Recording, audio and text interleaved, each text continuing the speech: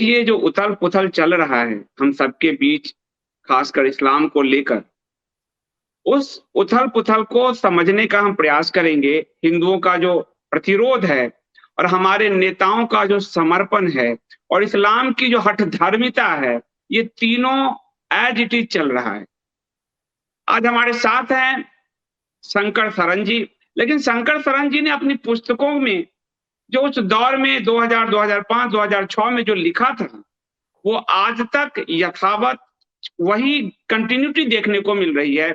इसलिए हमें एक आशा भी जगती है कि यदि इस्लाम के मानने वाले अपने व्यवहार में कंटिन्यूटी को दर्शाते हैं, तो हिंदू प्रतिरोध का वो जो झंझावात है, जिससे उनको जूझना पड़ा है, वो भी एक कंटिन्यू होना चाहिए और कंटिन्यूटी हमारे नेताओं का भी है कि वो नहीं समझने की जिद ठाने बैठे हैं।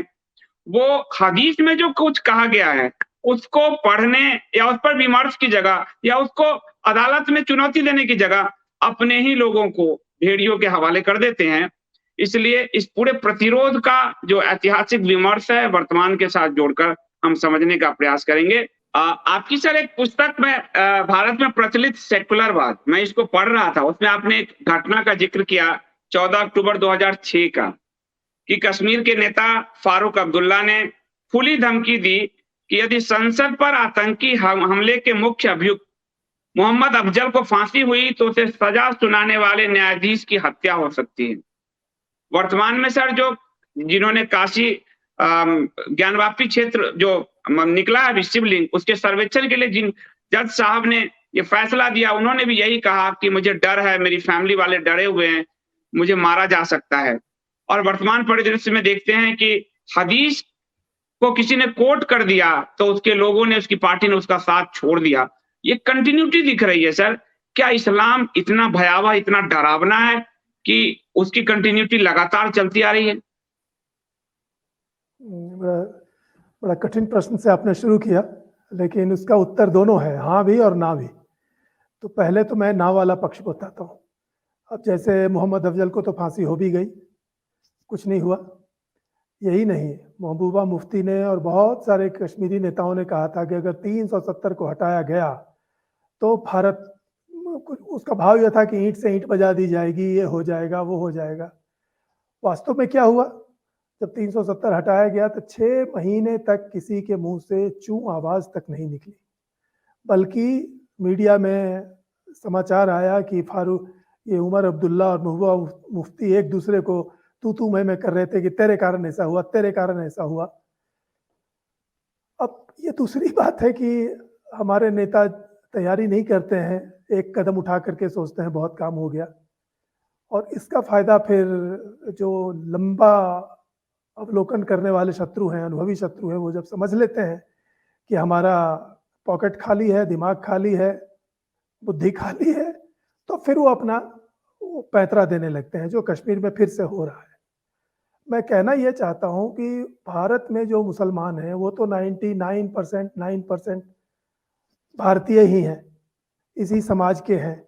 उनके पूर्वज तो हिंदू थे ही, बहुत लोगों के तो हाल के पूर्वज तक हिंदू थे, जिसमें मिस्टर जिन्ना भी आते हैं, मिस्टर अब्दुल्ला वगैरह भी आते हैं, श्री इकबाल महोदय भी आते हैं जिन्होंने देश को तोड़ा।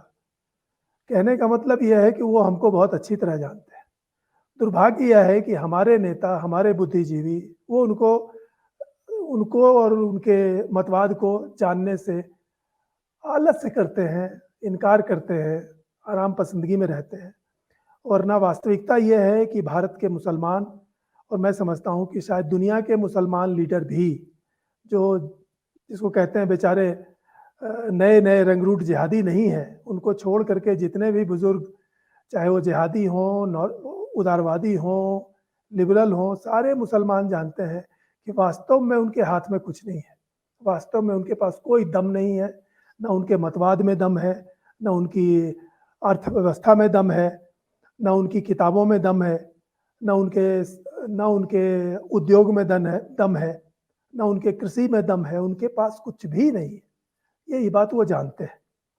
लेकिन इससे भी बढ़कर के वो ये जानते हैं कि उनके जो विरोधी हैं, उनके जो शत्रु हैं, शत्रु भी नहीं कहना चाहिए, उनके जो निशाने हैं, जिनके खिलाफ वो 1400 साल से उनका मतवाद हाँफते हुए लड़ाई लड़ रहा है, कोसते हुए लड़ाई लड़ रहा है, चीखते हुए लड़ाई लड़ रहा है, उसके बारे में काफिर लोग, गैर मुस्लिम लोग नहीं जानते हैं। ये उनका सबसे बड़ा उनकी सबसे बड़ी शक्ति है और इसी का वो उपयोग करते हैं। वो जो फारूक अब्दुल्ला साहब की धमकी थी या मुफ्ती की धमकी थी, महबूबा मुफ्ती की धमकी थी, या अभी भी जो मियाँ मौलाना धमकी देते रहते हैं, वो उनमें अधिकांश जानते हैं कि अगर उनकी धमकी पर कोई किसी ने ध्यान नहीं दिया तो बेचारे कुछ करने की स्थिति में नहीं है। और ये जिन्ना ने भी कहा था, बावजूद इसके कि उन्होंने धमकी दे करके, आतंकित करके ही पाकिस्तान लिया। ये 1946 में जो उन्होंने कलकत्ता किलिंग की थी, उसके बाद उन्होंने बहुत दम्भपूर्वक कांग्रेस को धमकाया था, कांग्रेस नेताओं को धमकाया था कि अगर हिंदुओं की जान बचाना चाहते हो तब कम से कम उसी कारण पाकिस्तान हमें दे दो। और पाकिस्तान को मिल गया। लेकिन पाकिस्तान मिल जाने के बहुत बाद जब जिन्ना से यह पूछा गया कि अगर आपकी मांग नहीं मानी जाती, अगर वो पाकिस्तान के लिए तैयार नहीं होते तो आप क्या करते, तो जिन्ना ने बहुत सटीक उत्तर दिया, बोला हम क्या कर सकते थे, हम कुछ नहीं कर सकते थे, वो नहीं देते तो नहीं देते, हमारे पास कुछ नहीं था। वो स्थिति आज भी है। तो आपके प्रश्न का संक्षेप में उत्तर मेरे पास यही है कि एक अर्थ में इस्लाम बिल्कुल निर्बल है, उसके पास किसी तरह की शक्ति नहीं है सिवा धमकी और छिप करके हत्या, क्योंकि वो सीधे लड़ भी नहीं सकते, दुनिया के किसी देश में नहीं लड़ सकते हैं। वो छिप करके वार करते हैं, आतंकित करके मारते हैं, उसका टेरर फैलाते हैं और इससे उनका काम निकल जाता है। लेकिन दूसरी ओर यही उनकी सबसे बड़ी शक्ति है कि वह पूरी दुनिया के गैर मुसलमानों को, उनके लीडरों को, उनके अफसरों को, उनके बुद्धिजीवियों को वो आतंकित करने में सफल रहते हैं। कुछ आतंक के भयावह क्रियाकलाप करके भी, और इससे भी बढ़कर वो खूब, जिसको कहते हैं थूक बिलो बिलो करके, पागलों की तरह धमकियां दे करके, लेकिन इससे उनका काम चलता है और ये उनकी एक बहुत बड़ी शक्ति है और उनका भय वास्तविक है। उससे इनकार नहीं करना चाहिए कि अमेरिका से लेकर भारत तक, यूरोप से लेकर के भारत तक लोग वास्तव में उनसे डरते हैं और इस डर का सिर्फ वो फायदा उठाते हैं। वास्तव में उनकी शक्ति इतनी बड़ी नहीं है। और मैंने आपके ही साथ शायद वो चर्चा की थी वफा सुल्तान की पुस्तक की, जिसमें वो कहती है, जिसमें उन्होंने शुरू ही की है, बड़ी सुंदर कहानी है, बड़ी सुंदर कहानी है जो उनकी पुस्तक में शुरू होती है, मुश्किल से 2-2.5 पेज की। उसमें वो यही कहती हैं कि ये जो इस्लाम का भय है, यह वास्तव में दूर से ही इतना डरावना लगता है। अगर आप इससे डरे नहीं और उसकी ओर बढ़ने लगे तो अंत में वो मक्खी से भी छोटा हो जाता है, इतना बेचारा वो निर्बल है। तो यही आपके प्रश्न का मेरा उत्तर है। लेकिन सर, जैसे अभी देखिए कि कहीं किसी लेडी ने, एक प्रवक्ता ने कहा कि हदीस का उदाहरण दे दिया, हदीस में जो कोट किया गया है उसका उदाहरण दिया, और इधर आप नीदरलैंड के सांसद को देखिएगा, वो कह रहे हैं कि हदीस का उदाहरण है। कई मुस्लिम भी कह रहे हैं, 1-2 मैंने अभी ट्वीट है उसपे दिया है, मैंने दिखाएंगे, वो भी कह रहे हैं कि हदीस का उदाहरण है, जिसके लिए उसको मारने के लिए फतवे पढ़े जा रहे हैं। सरकलम की बात हो रही है, भारत से लेकर सऊदी अरबिया, पाकिस्तान तक।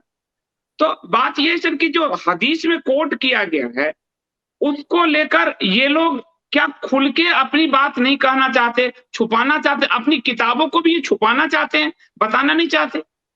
हाँ बिल्कुल, आपने बहुत अच्छा सवाल किया।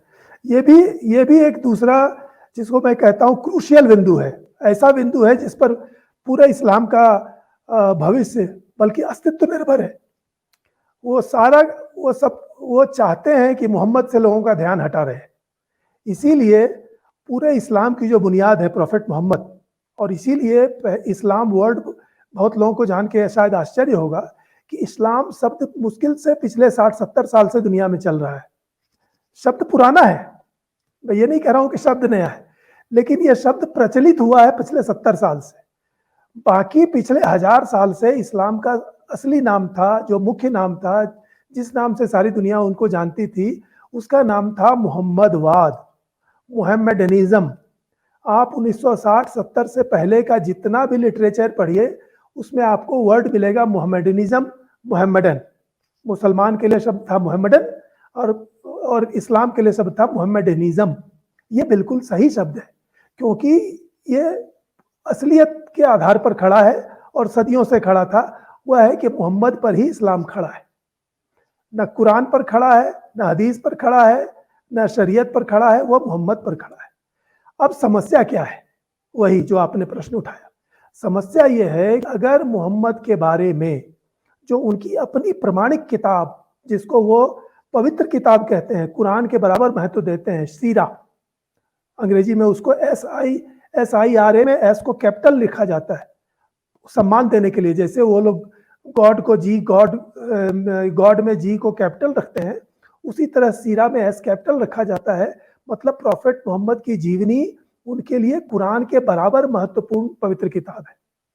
समस्या यह है कि ये जो 1000 पेज की सबसे प्रमाणिक जीवनी है इब्न इशाक की या इब्न तबारी की, जो 1000 साल से पूरे मुस्लिम विश्व में है और सबसे प्रमाणिक किताब है, उसका अंग्रेजी अनुवाद बहुत हाल की चीज है। 1956 में पहली बार वो ऑक्सफोर्ड यूनिवर्सिटी प्रेस से छपा था और अभी भी उपलब्ध है। इब्न इशाक की द लाइफ ऑफ मोहम्मद, गुलेम ने इसका अनुवाद किया था। समस्या यह है कि इसके 1000 पेज, जिसको अब अगर आप पढ़ना शुरू करें, शुरू से लेके अंत तक, बीच बीच में जहां से चाहें आप 10-20 पन्ना पढ़ें, वो पढ़ करके ऐसी तस्वीर सामने आती है कि कोई भी चतुर मुसलमान चाहेगा कि इसको दुनिया ना पढ़े। मतलब उनकी अपनी ही प्रमाणिक किताब। और वही स्थिति कुरान की भी है, कुछ हद तक कुरान की भी है, और हदीसों की और शरीयत की तो है ही। जो शरीयत के जो कथित कानून हैं और फिर ये हदीसें हैं, जो प्रॉफेट मोहम्मद के वचन और कर्मों का लेखा जोखा है उनके अपने ही शब्दों में, लेकिन मुख्यतः प्रॉफेट मोहम्मद की जीवनी, सीरा। इसीलिए मुसलमान लोग, और ये ट्रिक है, यही इसीलिए मैंने कहा कि ये बहुत ट्रिकी इशू है और बहुत क्रूशियल इशू है और सबसे निर्णायक इशू है। और सच पूछिए तो इसी में इस्लाम की समाप्ति की, इस्लाम की हार की, इस्लाम की निर्णायक हार की कुंजी छिपी है, वो है प्रॉफेट मोहम्मद। और इसीलिए वो चाहते हैं कि प्रॉफेट मोहम्मद के बारे में लोग कम से कम जाने, क्योंकि उनकी जो छवि बनती है, चाहे जानकार के रूप में, चाहे धर्म प्रवचक के रूप में, चाहे परिवार के व्यक्ति के रूप में, चाहे कानून बनाने वाले के रूप में, या दैनंदिन व्यवहार के रूप में, किसी भी रूप में उनकी छवि कोई गौरवशाली नहीं मिलती।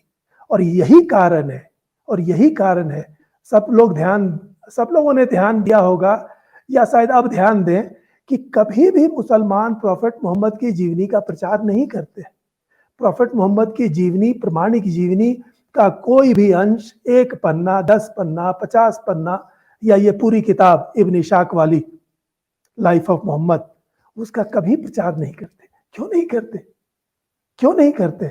हम विवेकानंद की जीवनी और उनकी बातें पढ़ाते हैं, हम श्री अरविंदो के बारे में पढ़ाते हैं, हम टैगोर के बारे में पढ़ाते हैं, और दुनिया में जितने प्रॉफिट हुए, प्रॉफिट मोहम्मद के बाद भी और उनसे पहले का छोड़िए, हम अपना देखें, ये भगवान बुद्ध से लेकर के शंकराचार्य, विवेकानंद तक, जो हमारे, जिनको हम प्रॉफिट कहेंगे, पैगंबर, धर्म की बात करने वाले, ईश्वरी बात करने वाले, उनकी जीवनी हम बड़े गर्व से दूसरों को भी पहुंचाते हैं।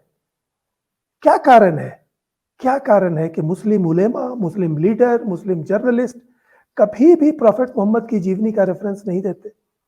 कभी भी नहीं बोलते कि आप इब्न इशाक की या अल तबारी की या किसी भी बड़े मौलाना की, जो कम से कम 60-70 साल पहले वाला हो, क्योंकि पिछले 60-70 साल में वो लोग इसके प्रति कॉन्शियस हो गए हैं, जो आपके प्रश्न से जुड़ा हुआ है। क्योंकि दुनिया इतनी नजदीक आ गई है, मीडिया इतना सर्वव्यापी हो गया है, सारी किताबों का अनुवाद इतना उपलब्ध हो गया है, और अब तो वह सब की सब इंटरनेट पर एक क्लिक पर उपलब्ध है, कि सारे मुस्लिम लीडर भीतर से इस बात के प्रति बहुत एम्बेरास्ड रहते हैं कि वो दुनिया प्रॉफेट मोहम्मद के बारे में ना जाने। उनके निजी जीवन को छोड़िए, निजी जीवन हमारे लिए बहुत महत्वपूर्ण नहीं है, और इसीलिए जब लोग उनके निजी जीवन की बातें उठाते हैं तो मुझे ऐसा लगता है, और जो बहुत से दूसरे विद्वान हैं वो भी कहते हैं, कि उससे हमें कोई फर्क नहीं पड़ता। मान लीजिए प्रॉफेट मोहम्मद का जीवन एकदम साफ सुथरा होता, वो बिल्कुल कुंवारे ही रहते, सन्यासी ही रहते, लेकिन एग्जैक्टली जो शिक्षाएं उन्होंने दी हैं और एग्जैक्टली जो उन्होंने काम किए हैं वह अगर करते तो हमारे लिए उतने ही खतरनाक, हमारे लिए उतने ही निंदनीय और आलोचना के पात्र होते। इसीलिए काफिरों को, गैर मुसलमानों को प्रॉफेट मोहम्मद की निजी जिंदगी को प्रमुख आलोचना का विषय नहीं बनाना चाहिए। उससे हमें कुछ नहीं मिलता। हमें किस चीज से हम किस चीज से प्रभावित हैं कि उन्होंने काफिरों के बारे में क्या कहा, कुरान में जो कहा, हदीस में जो कहा और उनकी जीवनी जो बताती है और जो शरीयत जो बताती है वही इतना भयावह है, वही हमारे लिए इतना चिंताजनक है और वो कोई किताबी बात नहीं है। ये भी एक नोट करने की बात है कि ये किताबी बात नहीं है।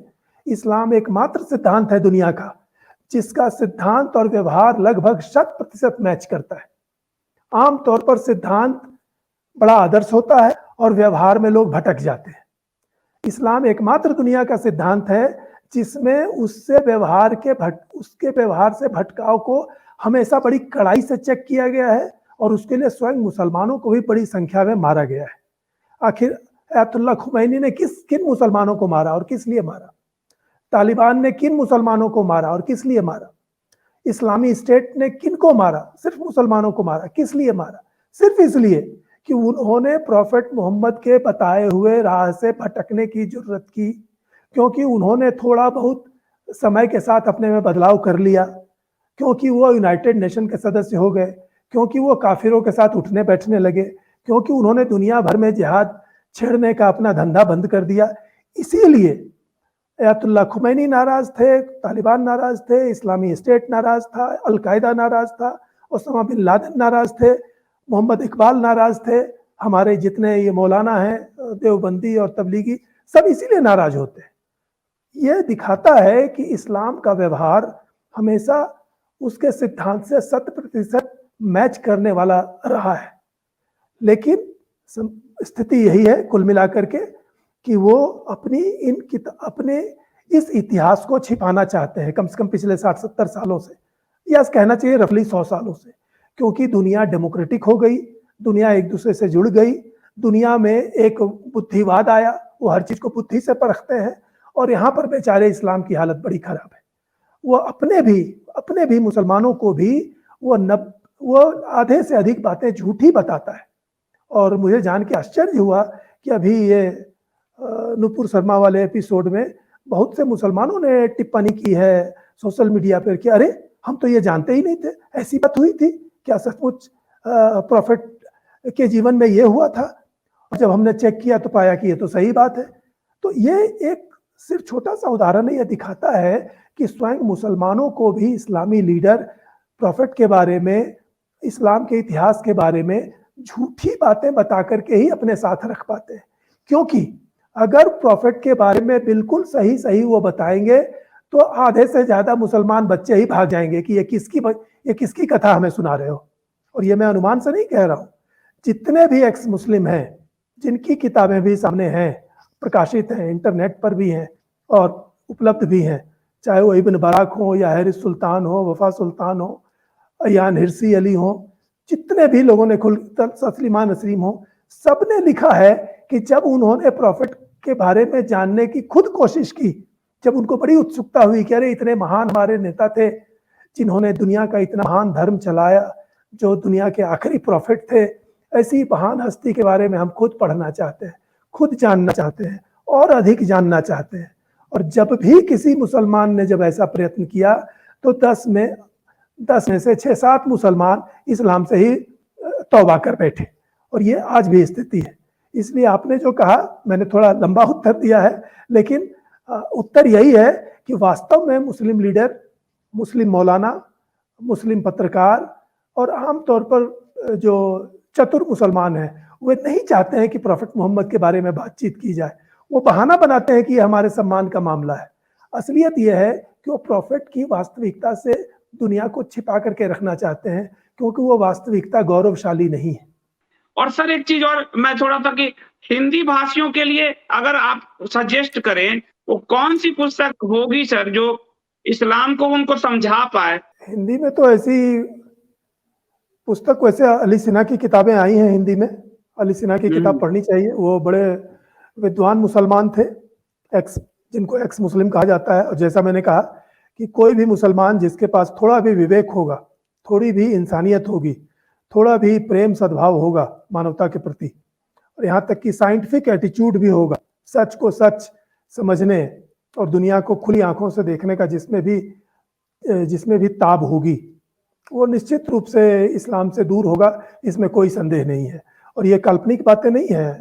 पिछले ही साल तुर्की से समाचार आया था कि वहाँ शिक्षा मंत्रालय को सूचना मिली कि ये जो बच्चों को हम कुरान पढ़ाते हैं तो बच्चे उससे उदासीन होने लगते हैं कि ये क्या पढ़ा रहे हो।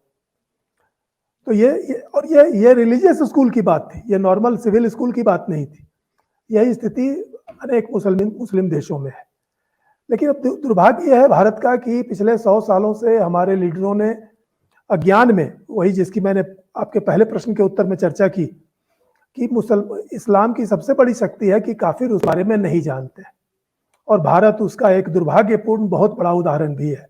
ज्ञान परंपरा का बाद देश 1000 साल से इस्लाम को झेलता हुआ, फिर भी इस्लाम के बारे में पहली व्यवस्थित बड़ी टिप्पणी, मैं कहूँगा बहुत विस्तार से तो नहीं, वह स्वामी दयानंद सरस्वती की 19वीं शताब्दी के लगभग अंत में आई।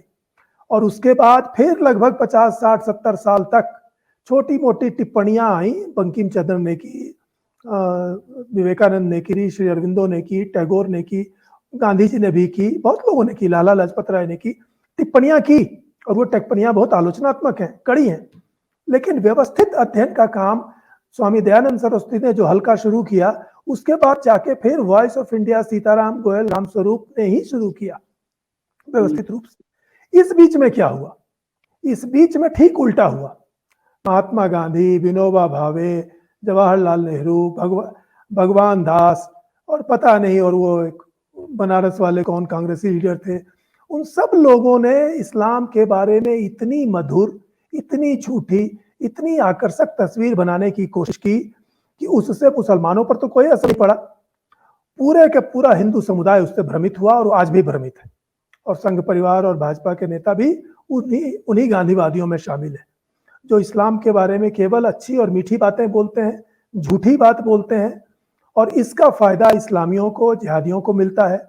वो हिंदुओं पर और चढ़ करके और भी क्रोधित होकर बोलते हैं कि देखो तुम्हारे नेता कितनी क्या बोलते हैं और तुम क्या बोल रहे हो। तो जिस बात से वो परिचित है, उस बात से चूंकि काफिर गफलत में है, चूंकि हिंदू नेता गफलत में है, वो उल्टे हिंदुओं को धौंस में रखते हैं। और इसके कारण हिंदी में छोड़िए, अंग्रेजी में भी जो किताबें लिखी गई हैं, वो अंग्रेजी पढ़ने वाले अच्छे विद्यार्थियों, पत्रकारों, विद्वानों या शिक्षित वर्ग पर भी नहीं पहुंची है। वॉइस ऑफ इंडिया ने जो पुस्तकें प्रकाशित की कॉम्परेटिव रिलीजन पर, वो दुनिया में, यूरोप, अमेरिका में उसको अप्रिशिएट करने वाले विद्वान हैं।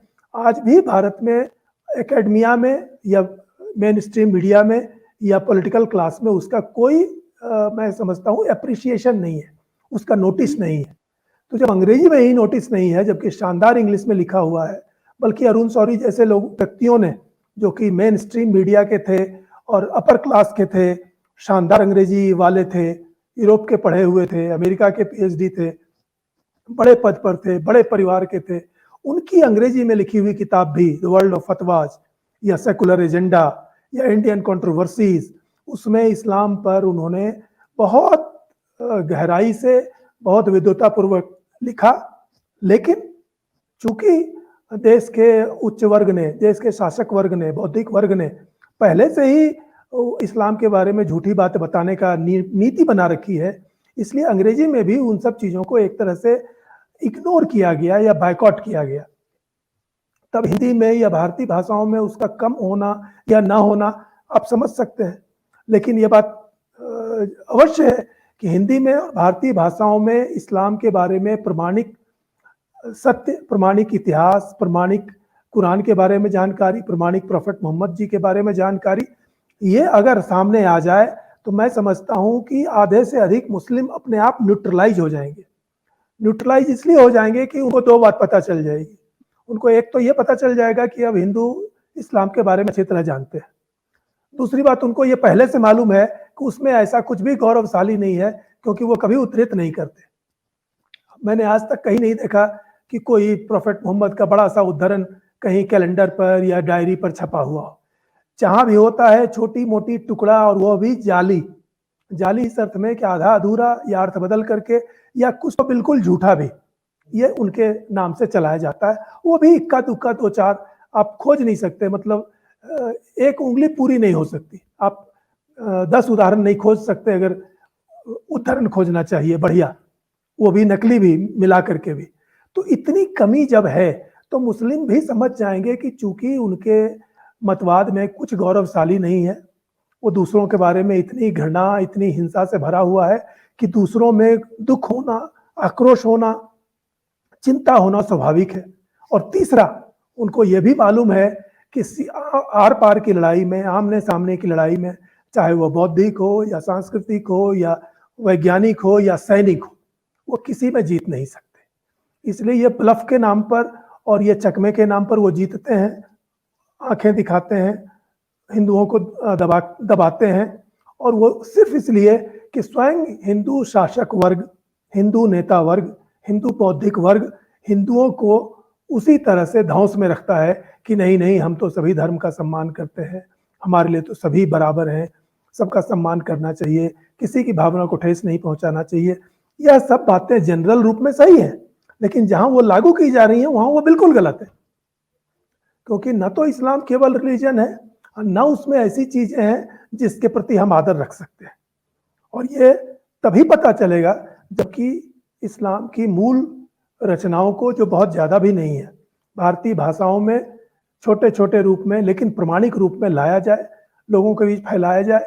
मैं तो समझता हूं कि इससे हिंदुओं और मुसलमानों के बीच में स्वतः एक व्यवहारिक संवाद कायम होगा और वो अपने आप रास्ता निकल आएगा, ऐसा मेरा विश्वास है। सर, जैसे कहा जाता है साइंटिफिक टेम्परामेंट की बात की जाती है, नेहरू जी भी साइंटिफिक टेम्परामेंट की बात करते थे। आज का युग कहा जाता है साइंटिफिक टेम्परामेंट, हम मंगल पे जा रहे हैं, चंद्रयान भेज रहे हैं। ऐसे समय में जब एक नुपुर शर्मा ने कुछ कोट किया, तो भारत के पत्रकारों को, खुद उस पॉलिटिकल पार्टी को क्या ये नहीं चाहिए था कि उस जो कोट किया उसका उद्धरण जो है हदीस को अब प्रेस कॉन्फ्रेंस में रखना चाहिए था कि हमारे प्रवक्ता ने कुछ नहीं कहा, ये सही बुखारी में लिखा हुआ है, सही बुखारी, या तो उसको डिलीट करे। मैं मीडिया में देख रहा हूँ बड़े बड़े एडिटर लिख रहे हैं, हालांकि ये तो किसी की भावना को चोट नहीं पहुंचाना चाहिए, लेकिन जैसे किया गया वो गलत है, एडिटर लिख रहे हैं। अभी देवेंद्र फडणवीस का मैं बयान देख रहा था कि हमारी पार्टी कभी किसी के को दुख नहीं पहुंचाती, ये जो चोट पहुंचाने वाली बात नहीं करती। इस समय यहाँ से सर अदालत तक कल को मुद्दा जब जाता, तो ये एक बहुत अच्छा मंथन का समय था कि इस पर मुस्लिम स्कॉलर्स भी आते और कहते कि सही बुखारी में अगर ये गलत है तो नुपुर शर्मा ने गलत कोट किया है, इनको हम बाहर निकालते हैं, और यदि सही बुखारी गलत है तो इससे हम इसको डिलीट करते हैं। तो साइंटिफिक टेम्परामेंट सर समाज में क्यों नहीं आ पा रहा है अभी तक इस्लाम को लेकर? इसका उत्तर तो मैं दे चुका, चूंकि शासकों ने और बड़े लोगों ने पहले से तय कर रखा है कि इस्लाम के बारे में सिर्फ मीठी बातें बोलनी है और सच्चाई भी नहीं बोलनी है अगर वो असुविधाजनक है। और यहाँ पर वो हिंसा के क्या मैं कहूँ कि चकमे में आ जाते हैं, उसका दबाव कि मानो बहुत बुरा हाल हो जाएगा, जबकि वास्तविकता उल्टी है। झूठ छिपाने से, घाव को छिपाने से ही घाव बढ़ता है, घाव को सामने लाने से घाव नहीं बढ़ता है, उसका इलाज हो जाता है। और ये आपने ठीक कहा कि ये एक अच्छा अवसर था जब इस पर खुल के चर्चा की जाती। ये मीडिया कर सकता था, ये शिक्षित वर्ग के लोग कर सकते थे, एकेडमिया कर सकता था, और एक अर्थ में कुछ हद तक हो भी रहा है, क्योंकि आप कितना भी रोकें, आज सोशल मीडिया के युग में अपने आप सारी चीज़ें जांची जा रही हैं। क्योंकि उसमें जैसा आपने स्वयं उदाहरण दिया, मुसलमान भी जानते नहीं है, इसलिए वो भी जब चेक करते हैं तो वो उल्टा चकित हो जाते हैं कि बात तो सही है।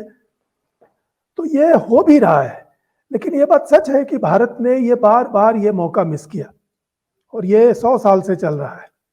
मैं उदाहरण देना चाहूंगा, आज से ठीक 100 साल पहले जब खलीफत आंदोलन चल रहा था, जब खलीफा की गद्दी बचाने के लिए भारत में गांधी जी ने जबरन कांग्रेस को भी झोंक दिया, कुछ मजहबी मुसलमान लीडरों को बल्कि राष्ट्रीय नेता बना दिया, राष्ट्रीय मंच दे दिया।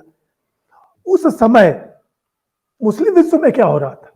उस समय मुस्लिम विश्व में यह हो रहा था कि जो खलीफत की जो गद्दी थी टर्की, ठीक टर्की में उसी खलीफा को खत्म करने का आंदोलन हो रहा था। और विद इन 2 इयर्स, मुझे लगता है 1924 में, उन्होंने खलीफा पद को ही खत्म कर दिया, खलीफत को खत्म कर दिया। यहाँ तक कि तुर्की से अरबी भाषा को विदा कर दिया, शरीयत को विदा कर दिया, मदरसों को विदा कर दिया। और ये एक बहुत बड़े चमत्कारिक मुस्लिम नेता ने किया, मुस्तफा कमाल पाशा, जिनके नाम पर जिनके अनुकरण में हमने भी राष्ट्रपिता जैसे शब्द इस्तेमाल किए। वास्तव में वही वो उनकी पदवी थी, मुस्तफा कमाल की पदवी थी। तो एनीवे, कहने का मतलब यह है कि यह वो समय था जब मुस्तफा कमाल ने इस्लाम को देश निकाला दे दिया अपनी मूल जगह से, मतलब खलीफा की जगह से। तो वो कितना सुंदर अवसर था कि हम भारत के मुसलमानों को, जिनको जो कि सभी जानते हैं कि वो जबरन मुसलमान बनाए गए थे, और उस समय 100 साल पहले तक तो भारत के मुसलमान 90% भीतर से हिंदू थे। तो कितना आसान था उनको फिर से हिंदू फोल्ड में ले आना, कितना आसान था इस्लाम की राजनीतिक आइडियोलॉजी को पूरी तरह सामने ला करके उसे एक तरह से पृष्ठभूमि में डाल देना, लोगों को उससे बाहर निकलने के लिए कहना। इसमें कुछ भी गलत नहीं था, क्योंकि खुद इस्लाम के केंद्र में हो रहा था, वो हुआ। और मुस्तफा कमाल ने, आप उनकी किताबें मुश्किल से मिलती हैं, क्योंकि वही छिपाया जा रहा है कि उन्होंने इस्लाम के साथ क्या किया था, लेकिन मिल जाती हैं फिर भी। उसमें वो कहते हैं कि हमें ऐसा मजहब, ऐसा अल्लाह, ऐसी किताब हमें नहीं चाहिए जो कल्चर से, आर्ट से घृणा करती है, जो आदमियत से घृणा करती है। और उन्होंने सबको बाहर कर दिया। तो ये कितना सुंदर अवसर था। और इसके बाद भी बार बार अवसर आए, जब इस्लामी आतंकवाद का बार बार ज्वार शुरू हुआ, इस तरह की घटनाएं हुई, गोधरा हुआ या पार्टीशन हुआ, फिर बांग्लादेश वार हुआ, इतनी बड़ी संख्या में हिंदू शरणार्थी आए, उतनी बड़ी संख्या में स्वयं मुस्लिम आर्मी ने मुसलमानों का कत्ल किया ईस्ट बंगाल में, मतलब पूर्वी पाकिस्तान में, जो आज बांग्लादेश है। तो ये सभी घटनाएं इसका मौका देती हैं कि इस पर खुल के चर्चा की जाए कि क्यों सारी दुनिया में मुसलमान ऐसा करते हैं, क्या उनकी प्रेरणा है, कहां से वो प्रेरणा लेते हैं, कौन उनको ये सिखाता है, क्यों उनके स्लोगन एक जैसे होते हैं।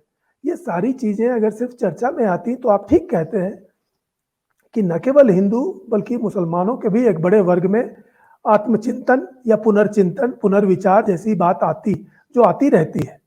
दुर्भाग्य की बात है कि हमारे जिनके पास साधन है, जिनके पास अवसर है, जिनकी रीच है, जिनको लोग सुन सकते हैं एक ही बार में, वो ठीक उल्टी बातें कह करके और गड्ढमड स्थिति कर देते हैं। पॉलिटिकल पार्टीज का तो जो आपने पूछा, वो तो उसका जवाब वही देंगे, और वो कभी राजनीतिक दल अपने स्वभाव से सच बोलेंगे भी नहीं सर, कभी सच बोलेंगे नहीं। तो इसलिए उनको छोड़ दीजिए, वो अपना काम करते हैं, उनका काम दूसरा है। लेकिन ये समाज, धर्म, संस्कृति और शिक्षा, इस दृष्टि से देखा जाए तो निस्संदेह इस्लाम की जो पुस्तकें हैं, मूल पुस्तकें हैं, उसको भारतीय भाषाओं में प्रमाणिक रूप से छोटा छोटा करके लाना, और वो बहुत ज्यादा भी नहीं है, ये इतना बड़ा काम होगा कि मैं तो यहाँ तक समझता हूँ कि इस्लाम की मतलब उसमें नींव हिल जाने की स्थिति, और उसके बाद फिर इस्लाम का बचना संभव नहीं है, वो ऐसा भी संभव नहीं है। लेकिन उस प्रक्रिया का मुकाबला वो नहीं कर सकता। नहीं, सच्चाई का मुकाबला कोई नहीं कर सकता। सही बात है सर। सत्यमेव जयते आखिर क्यों हमारे शास्त्रों में क्यों कहा गया है? सत्यमेव जयते अनृतम, झूठ विजयी हो ही नहीं सकता, सत्य की ही विजय होती है। लेकिन सत्य कोई अपने आप में कोई देवता नहीं है जो अपने आप आकर के विजयी हो जाएगा। आप सत्य को धारण करेंगे, सत्य विजयी होगा। आप अगर असत्य फैलाएंगे, चाहे वो गांधी जी हो या आज के लोग हों, अगर असत्य फैलाएंगे तो आप मारे जाएंगे। और यही हुआ, 100 साल से यही हो रहा है। खलीफत के समय से हमने असत्य को सत्य के रूप में रखा और सत्य को छिपाया। इसके परिणाम स्वरूप हम बार बार अपमानित हुए हैं, मारे जाते रहे हैं, चोट खाते रहे हैं हर तरह से। लेकिन दुर्भाग्य से फिर भी हमारे बड़े लोग इससे सीख नहीं लेते। ये दुखद बात है। दुखद है। सर, आपने भारत में प्रचलित सेकुलरवाद में एक बात बड़ी अच्छी लिखी है कि बात-बात में यहाँ के जो मुस्लिम नेता है, और उसमें आपने इमाम बुखारी का नाम लिया है कि समय-समय पर अरब देशों से शिकायत करने और तेल की आपूर्ति बंद कराने की धमकी हमारे राजनेताओं को देते हैं। नुपुर वाले मामले में भी हम देखते हैं, आपने सिर्फ 2006 में लिखा, और 6 से अब कितने हो गए ये 15 साल बाद, मतलब वही कहानी दिख रही है कि हालांकि इस्लामिक कंट्री ने कोई धमकी नहीं दी है कि हम तेल बंद करेंगे, लेकिन यहाँ के लोग ही उसके प्रवक्ता बन गए हैं कि हमारे तेल बंद कर देंगे। कतर, जिसके साथ कोई बड़ा व्यापार नहीं है, कतर की धमकी मान ली जाती है, अरब की धमकी मान ली जाती है। तो ये जो सर तेल की धमकी है कि हम आपका तेल बंद कर देंगे, तो इस्लाम तेल के भरोसे चल रहा है सर केवल। नहीं नहीं नहीं, ये तो बहाना है। उनको ये करना था, वो करते ही कतर उतर का बहाना लिया जा रहा है। ये बल्कि ये बहाना बनाना और भी शर्मनाक है कि जिस कतर की कोई हस्ती नहीं है पिछले 100 साल के राजनीतिक इतिहास में, विश्व इतिहास में किसी मामले पर कहीं किसी ने कतर को पूछा हो, ये नहीं मिलता। उस कतर को अगर हमारे लोग इतना महत्व दे रहे हैं तो ये दोहरा लज्जास्पद है। लेकिन जहां तक तेल की बात है तो बहुत गंगा में पानी बह चुका है। वो 50 साल पहले तेल की ताकत थी, आज तेल की ताकत उतनी नहीं है। एक तो तेल खत्म होगा, ये सभी लोग जानते हैं। दूसरे, तेल का विकल्प आ चुका है। तीसरे, तेल का भी बड़ा सोर्स अमेरिका के पास भी है और रसिया के पास भी है। इसलिए ऐसा कुछ भी नहीं है कि ये जो बेचारे अरब के देश हैं वो तो भीतर से डरे हुए हैं, इस बात की तैयारी कर रहे हैं कि जब तेल खत्म हो जाएगा या तेल का विकल्प पूरी तरह आ जाएगा तो हम क्या खाएंगे, हम क्या पहनेंगे। तो ये बेचारे तब की क्या देंगे, वो तो स्वयं बुरे हाल में है। यहाँ तक कि जो ह्यूमन रिसोर्सेज है, लेबर फोर्स है, इंजीनियर से लेकर के मैनेजर और टेक्नीशियन और छोटे छोटे लेबर तक भी, ये भी अगर उनको भारत, पाकिस्तान, बांग्लादेश और यूरोप अमेरिका से ना मिले तो उनकी इकोनॉमी एक दिन में बैठ जाएगी। वो धमकी देने की स्थिति में बिल्कुल नहीं है। हमारे इंटेलेक्चुअल या हमारे नेता ये बहाना बनाते हैं, और ये बहाना एक तरह से दोहरा शर्मनाक है कि वो ऐसे देशों का नाम लेते हैं जिस देश की कोई हस्ती नहीं है भारत जैसे देश के साथ धमकी का व्यवहार करने की। वो खुद हम पर ज्यादा निर्भर हैं बनिस्बत की कि हम उन पर निर्भर हो। लेकिन ये सब बातें बहाना है, जैसा मैंने कहा, क्योंकि तेल को आए हुए 60 साल हुए हैं।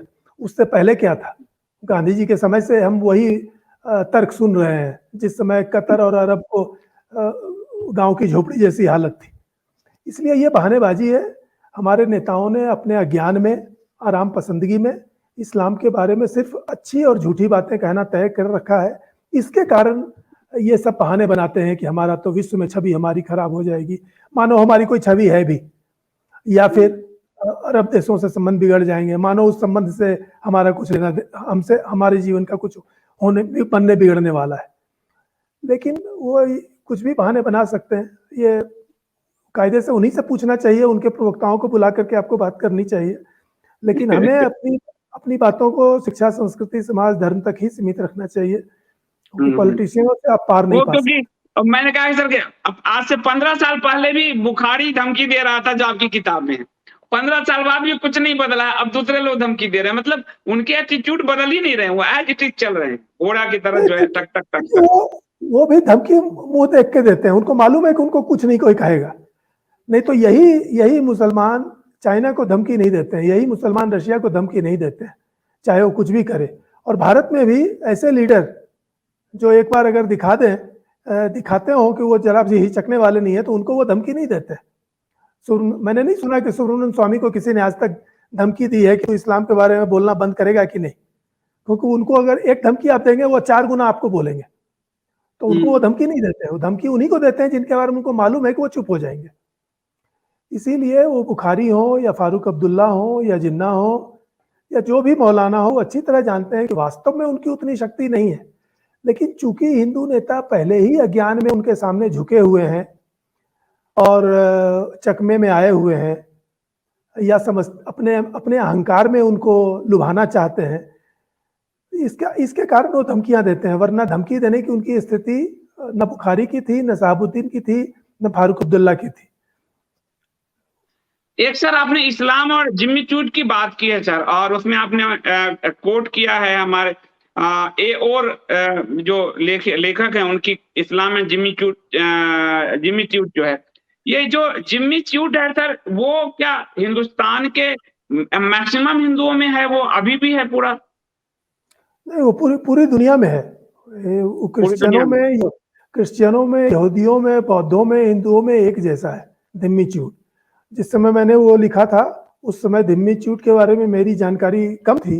अब मैं जितना जानता हूँ उसके आधार पर मैं कह सकता हूँ कि यह धिम्मी च्यूट यूरोप अमेरिका में भी उतना ही है। कुछ हद तक चाइना इससे मुक्त दिखाई पड़ता है, उस पर इस बात का कोई असर नहीं पड़ता कि वो जरा भी इस्लाम को महत्व नहीं देता, कोई बड़ी ऊंची चीज है। लेकिन बाकी सारी दुनिया वो अपनी ओर से मान लेती है कि नहीं, इस्लाम मजहब उतना ही सम्माननीय है जितना हमारा मजहब, या शायद ज्यादा ही है। इस चक्कर में वो उसके प्रति बढ़ चढ़ करके झुके होने जैसा काम करते रहते हैं। लेकिन जो नहीं करता उसके बारे में मुस्लिम विश्व कुछ नहीं कहता। चाइना के बारे में कोई औपचारिक बयान भी नहीं देता है।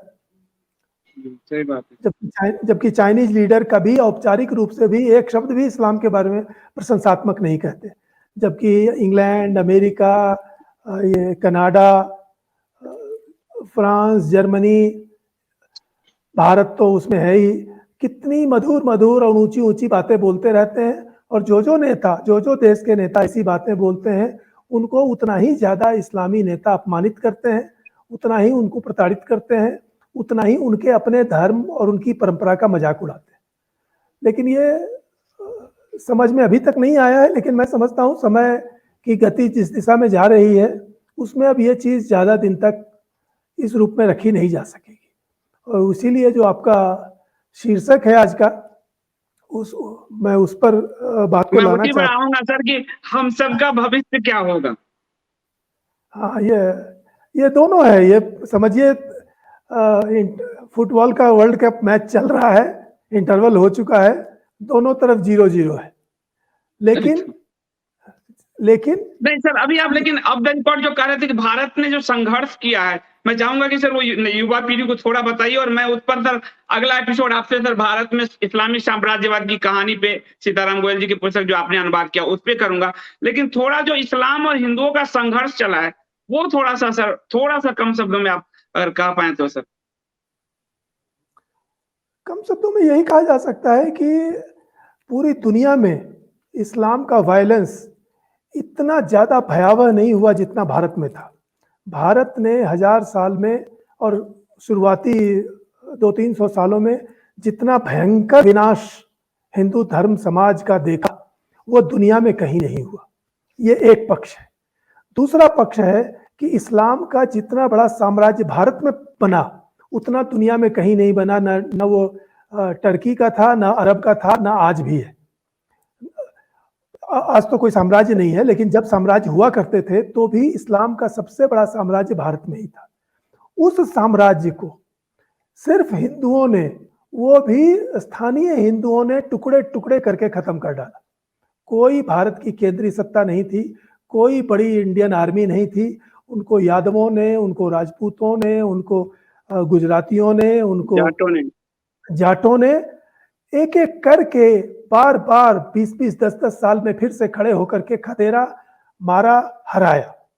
तो ये दूसरा पक्ष भी है कि दुनिया में इस्लाम के इतने बड़े साम्राज्य को सामान्य हिंदुओं ने, जिनका कोई केंद्रीय नेतृत्व नहीं था, जिनकी कोई केंद्रीय सेना नहीं थी, जिनके पास कोई केंद्रीय साम्राज्य नहीं था, उन्होंने इस इस्लामी साम्राज्य को न केवल खत्म किया बल्कि कभी जमने नहीं दिया। वो जो कहने के लिए हम कहते हैं कि 1000 साल इस्लाम का भी हमारे यहाँ शासन रहा, या 700 साल, 800 साल, मुस्लिम लीडर बढ़ा चढ़ा के कहते हैं कि हम तो 1000 साल से हमने शासन किया है, ये सब डींग है।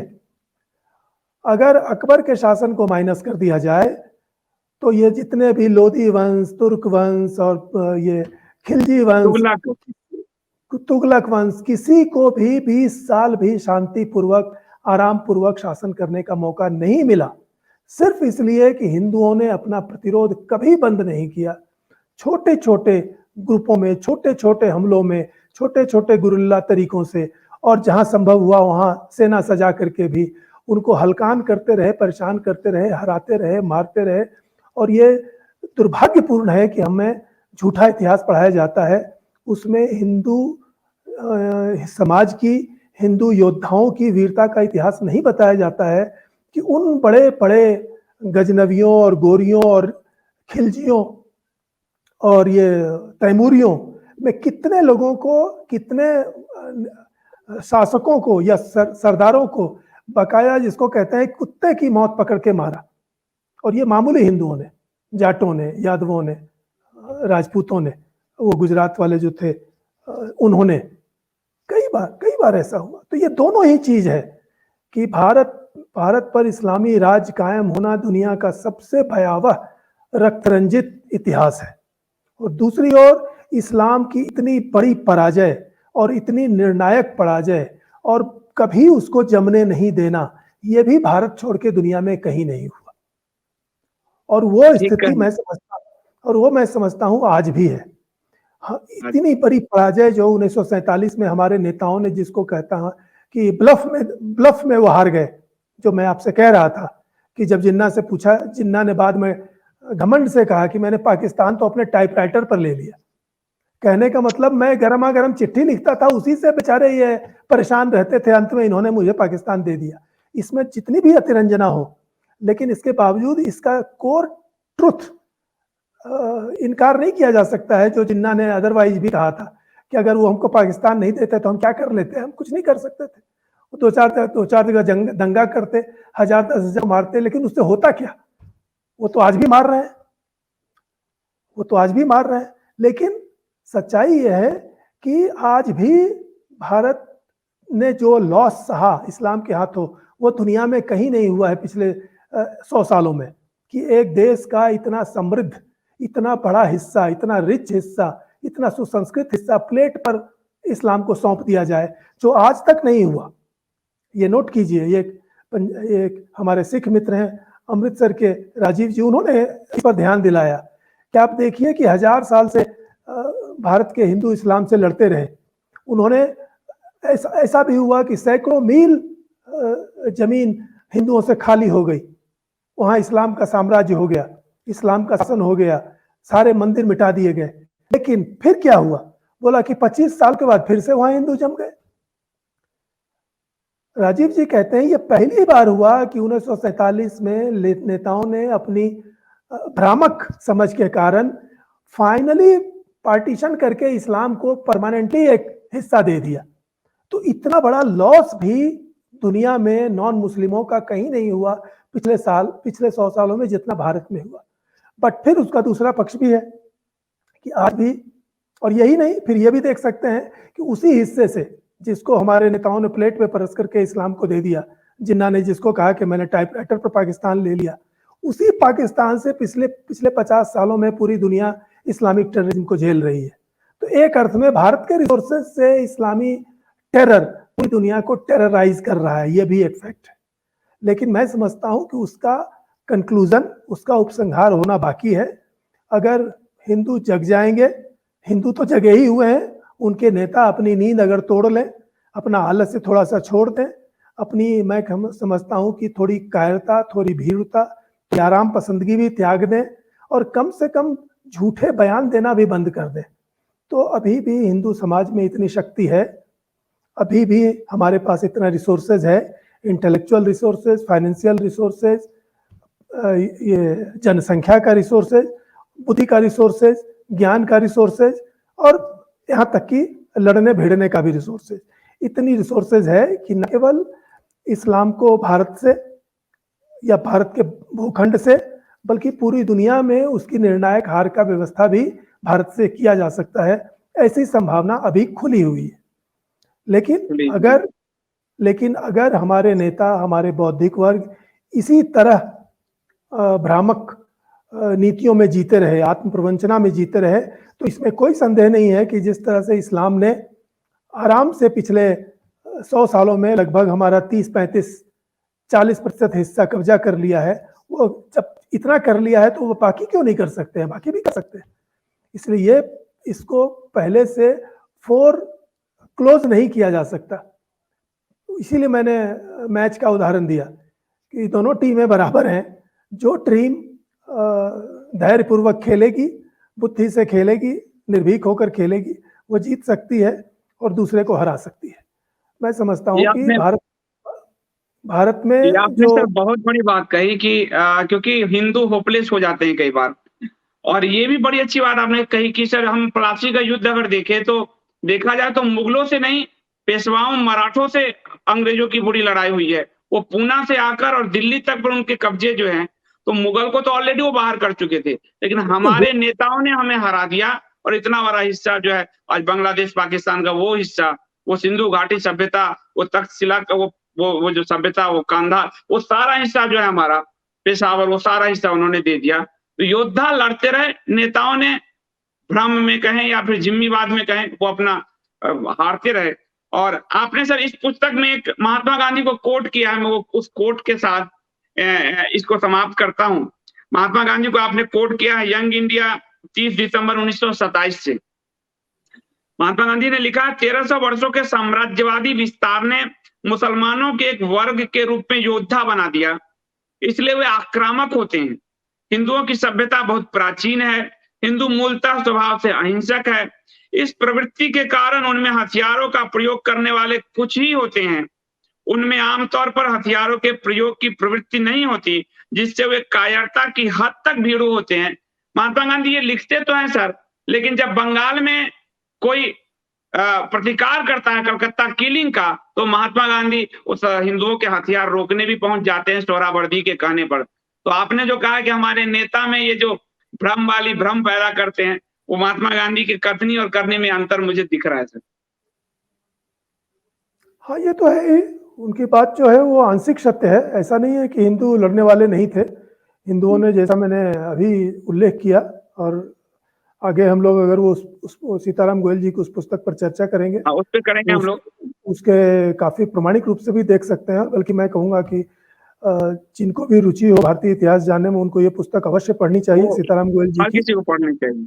तो इसमें ये कपोत पे उपलब्ध है और सर ने इसका अनुवाद किया, सीताराम गोयल जी की अंग्रेजी में पुस्तक है जिसका हिंदी में कपोत पे उपलब्ध है। और अगली परिचर्चा हम सर के पुस्तकों पे ही लगातार चर्चा कर रहे हैं, करेंगे, क्योंकि मूल समस्या को समझे बिना हम क्षणिक जो, जैसे कि तवा पर तेल डाल देते हैं, पानी डालते हैं, छन होते रहते हैं, पर मूल समस्या हम नहीं समझ पाते।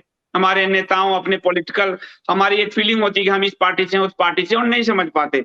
या फिर हमारी होती है कि हमारा पड़ोसी मुस्लिम नाराज हो जाएगा, लेकिन हम धीरे धीरे समझेंगे और पुस्तकों के जरिए समझेंगे, क्योंकि सर ने कहा पुस्तकों के जरिए उनकी सच्चाई अगर आप सामने ले आओगे तो वो ढह जाएंगे।